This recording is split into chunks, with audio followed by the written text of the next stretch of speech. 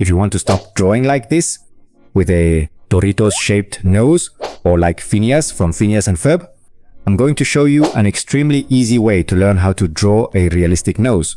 How cool is it? First, you should draw a circle, and on each side of this circle, you should draw smaller ovals. We're going to draw a kind of elongated rectangle, which will be the long part of the nose, kind of like the cartilage there. Afterwards, we need to outline the actual shape of the nose a bit, which is usually just the bottom part, because the top is usually very blurred. We start the slower process, but the one that will give it the most realistic effect, and that is the application, applying shadows and highlights. I make the shadows with a 6B pencil from Faber-Castell. To know where the shadows go, you just need to look at the reference photo or image. Identify where the darkest tones and the lightest tones are located. In this case, the light is hitting from the front in a frontal way. So, the brightest area will be the tip of the nose. And by applying these shadows, we make our drawing have volume, giving it that 3D effect.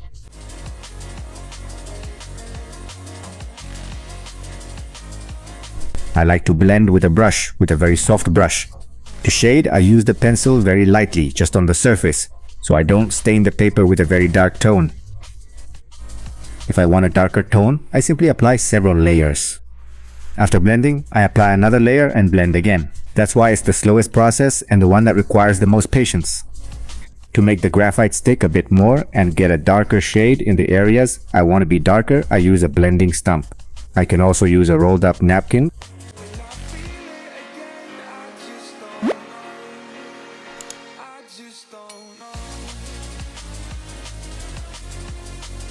With a mechanical pencil, I'm going to outline the lower part of the nose a bit, where usually, since it's further inside our face, it has a darker tone, a deeper shadow.